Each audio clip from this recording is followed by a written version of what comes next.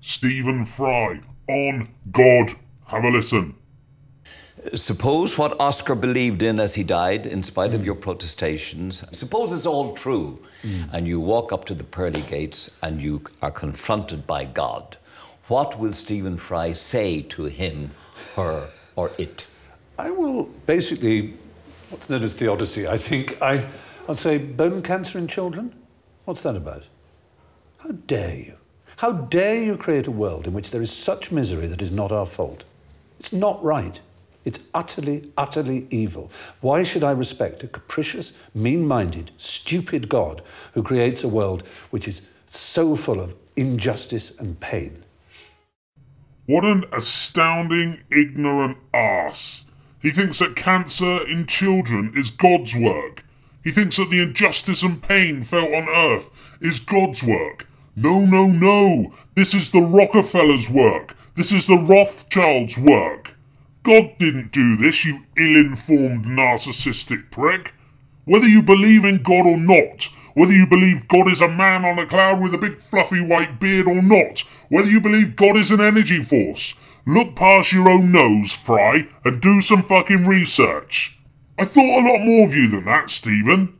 It's now just an accepted fact that half of us will get cancer in our lifetimes by 2020. In fact, only today a new article came out saying that 2/3 of today's children will be hit with cancer at some point in their lives. That isn't God's work, Fry. That's man fucking made. Have you noticed that the whole cancer focus is on cure and not prevention? Why do you think that is? Well, I'll tell you, and it's got nothing to do with God's fucking work. It's what is being put into our foods. It's the chemtrails that we breathe in. It's what's being put into our drinks. It's what's being put into our vaccines. It's the environment created by man, specifically men. A few men, namely the Rockefellers, the Rothschilds, and their minions. This is what is causing cancer to go through the roof.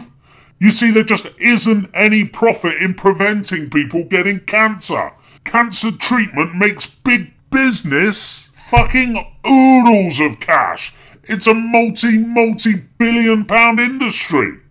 But we can't talk about the real reasons cancer's through the roof, because if people ever found out that there was in fact poison in Coca-Cola, or that Pepsi used aborted fetus cells in their flavouring, then people would not buy as much of the stuff. And guess what the shareholders would do? They would go fucking mad because the share price would tumble, so people would rather kill their own grandkids and give them cancer just so long as their bank balance isn't affected. So it's best to just accept that everybody gets cancer and let's deal with it. Because it's God's work, apparently. According to Lord Melcher here, there's fuck all we can do about it anyway.